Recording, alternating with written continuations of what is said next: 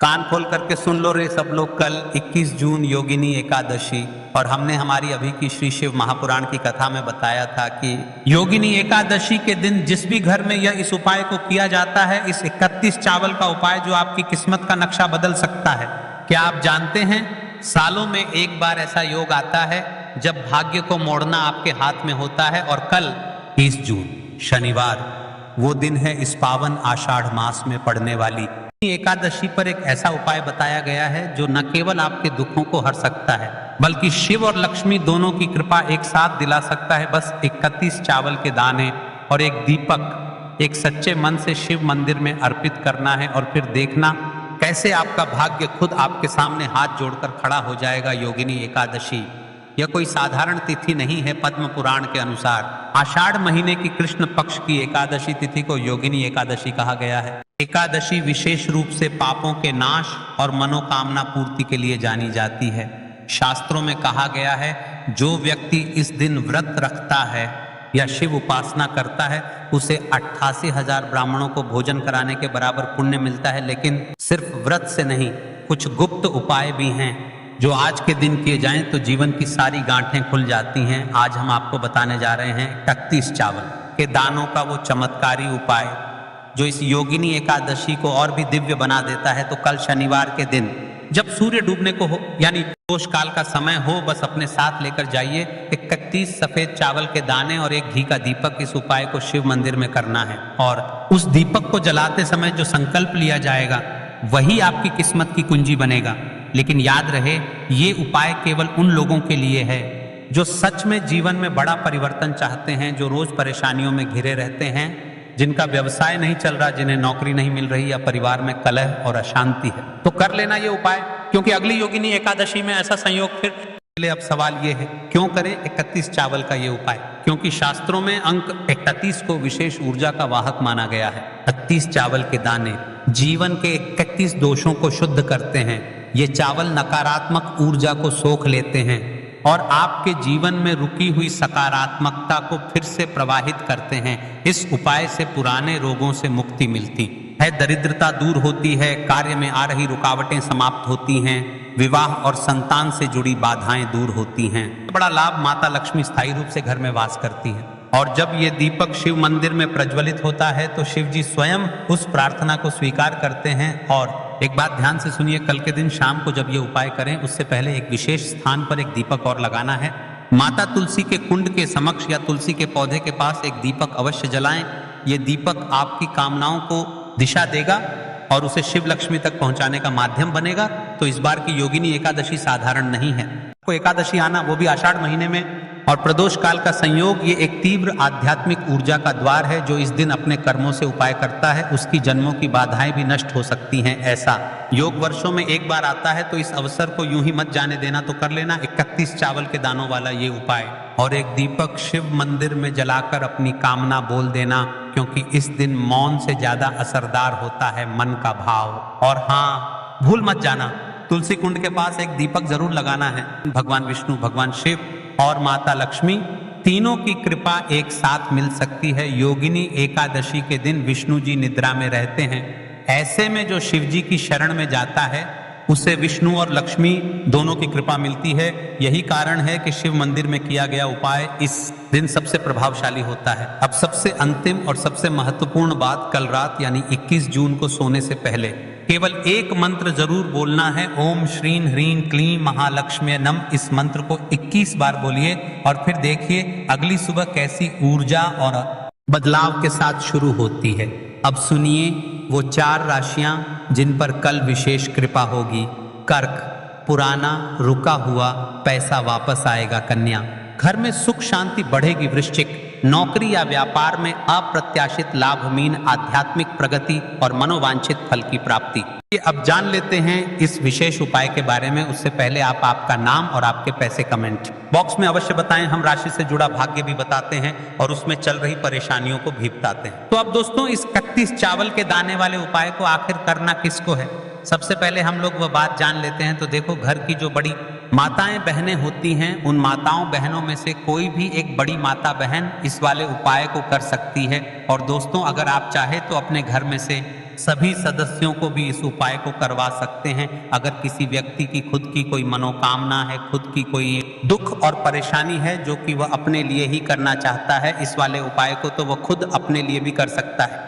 कि अगर कोई घर में से ऐसा है जो कि अपने पूरे घर परिवार की सुख और शांति के लिए यह वाला उपाय करना चाहता है, तो भाई वह भी कर सकता है, उसमें भी कोई दिक्कत वाली बात नहीं है। कहने का मतलब ये है कि इस उपाय को हर एक सदस्य भी कर सकता है और पूरे घर परिवार के सदस्य के लिए घर की बड़ी माताओं बहनों में से कोई एक माता बहन भी कर सकती है। माताएं बहनें अगर घर में उपस्थित ना हो या वह ये वाला उपाय ना कर पा रही हो, तो फिर घर का कोई बड़ा सदस्य भी इस 21 चावल के दाने वाले उपाय को कर सकता है, चाहे फिर वह पुरुष ही क्यों ना हो, उसमें कोई भी दिक्कत वाली बात नहीं है। अब दोस्तों, इस 31 चावल के दाने वाले उपाय को हमें करना कहाँ पर है?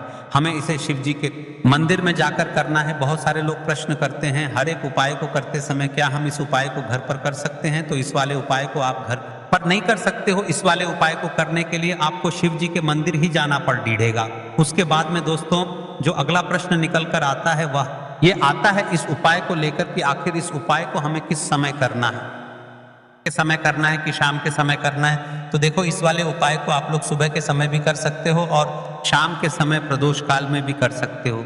अब अगर आप पूछो कि भाई साहब सबसे उत्तम समय कौन सा रहेगा इस 31 चावल के दाने वाले उपाय को करने का, तो हम आपसे बस यही कहेंगे कि इस उपाय को आप सुबह के समय करेंगे तो ज्यादा बेहतर होगा। बाकी अगर प्रदोष काल शाम के समय भी करेंगे तो भी अच्छा होगा, उसमें कोई भी दिक्कत वाली बात नहीं है। तो अब दोस्तों जो अगली सबसे बड़ी और महत्वपूर्ण बात आती है वह ये आती है, सुबह अगर हम उपाय को करेंगे तो हमें कितने बजे से लेकर कितने बजे तक के बीच में करना है, और शाम के समय प्रदोष काल में करेंगे तो हमें कितने बजे से लेकर कितने बजे के बीच में करना है। तो देखो, सुबह जितनी जल्दी हो सके आप उपाय को करने की कोशिश करना। बाकी अगर किसी कारणवश लेट भी हो जाओ, थोड़ी देर भी हो जाए, तो 10 या 11 तक भी आप उपाय कर लेना, पर 12 बजे से ज्यादा देरी ना हो, ठीक है? इस बात का ध्यान रखना। उसके बाद में दोस्तों अगर शाम के समय प्रदोष काल की बात करें, प्रदोष काल का जो समय है होता है वह शाम के 6 बजे से शुरू हो जाता है। मतलब शाम के 6 बजे से लेकर 8 बजे के बीच का जो समय होता है, यह समय प्रदोष काल का समय होता है।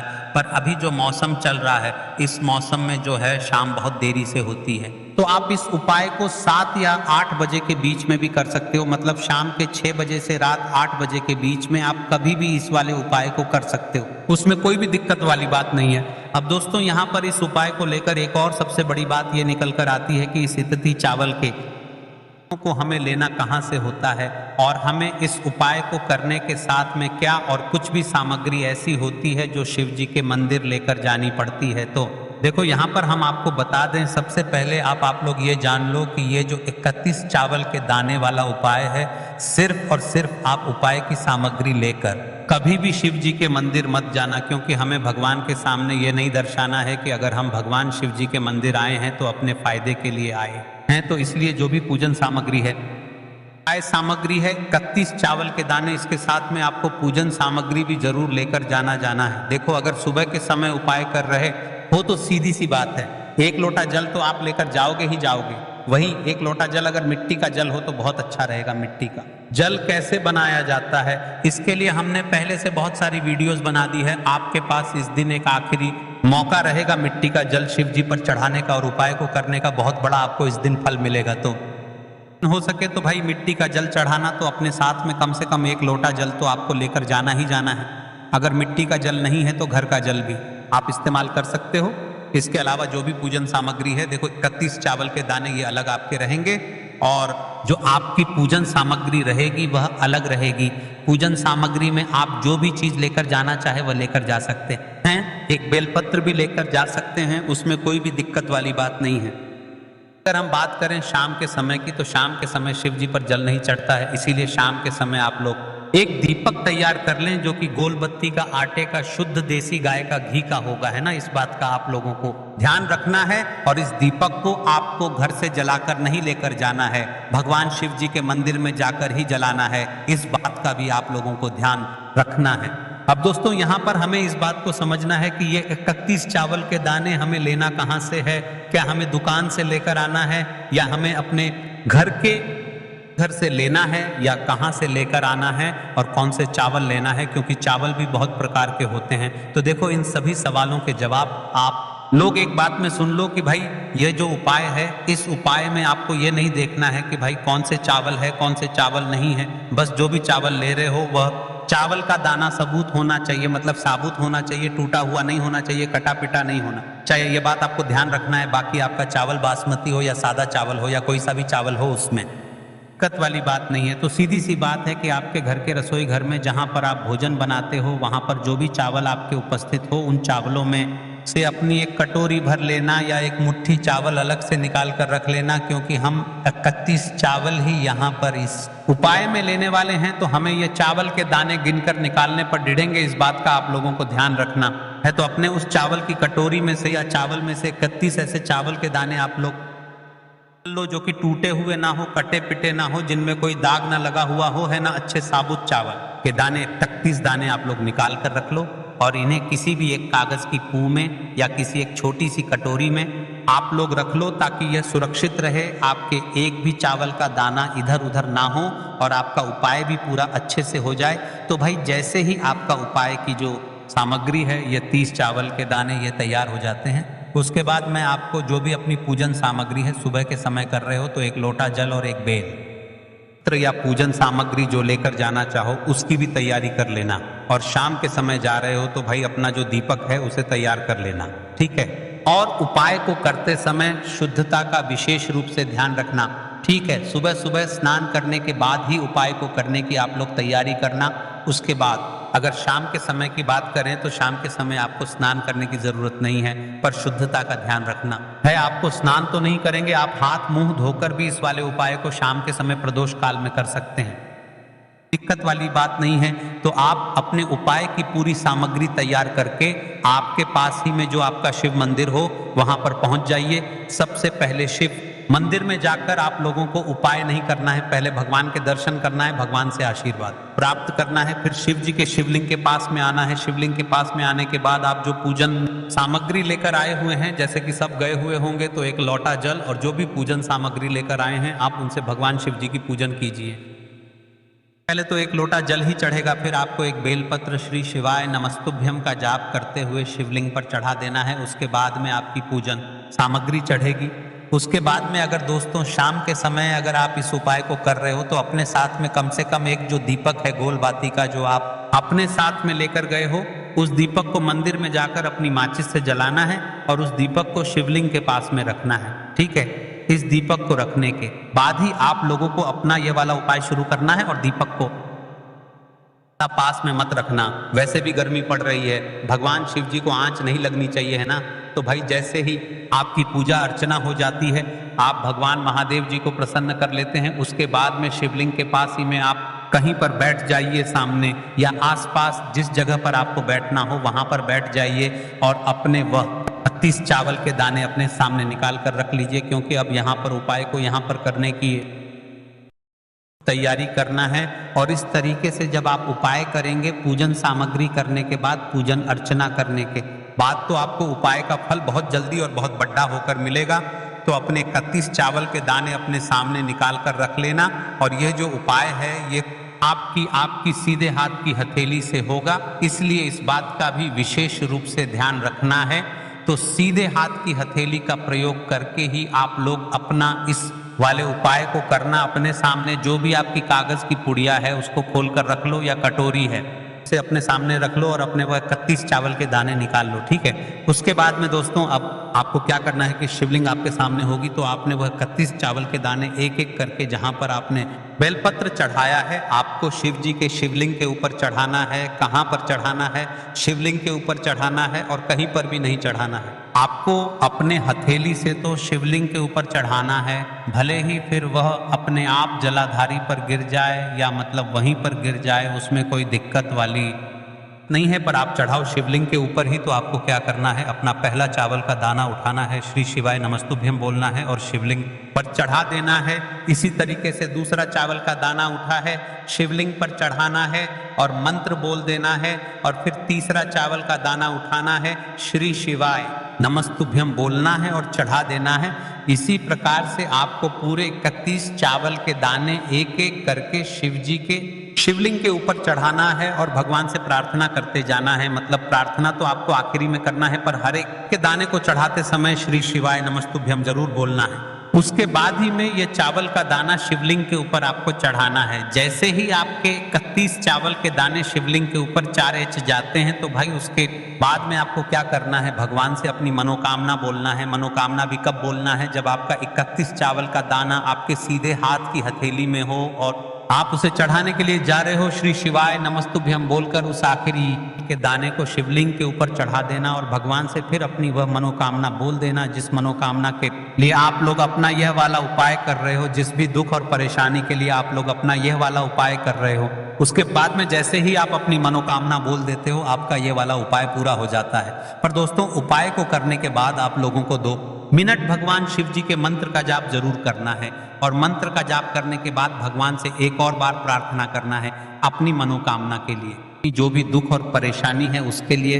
इसके बाद में आप लोग भगवान को देखकर भगवान से प्रार्थना करके उनसे आशीर्वाद लेकर वहां से उठ सकते हैं और अपने घर पर जा सकते हैं।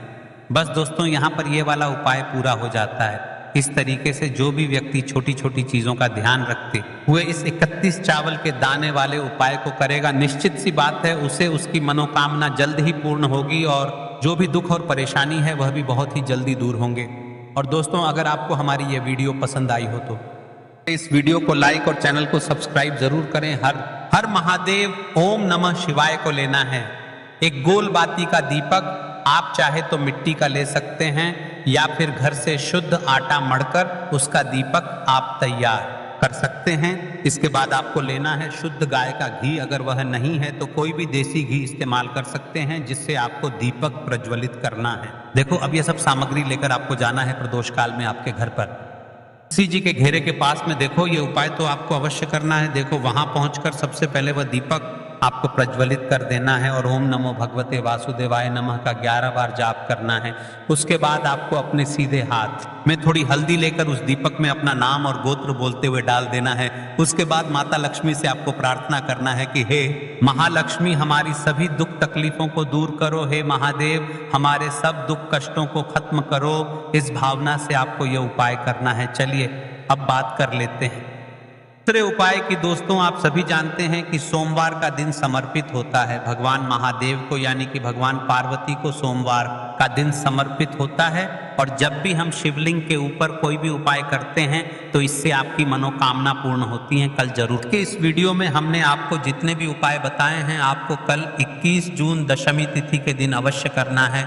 और यह दशमी तिथि कोई साधारण दशमी नहीं है, इसलिए आपसे विशेष का निवेदन है कि इस दशमी तिथि के दिन इन उपायों में से कोई ना कोई सा एक उपाय तो अवश्य करें। श्री शिवाय नमस्तुभ्यम। हर हर महादेव। जय मां लक्ष्मी।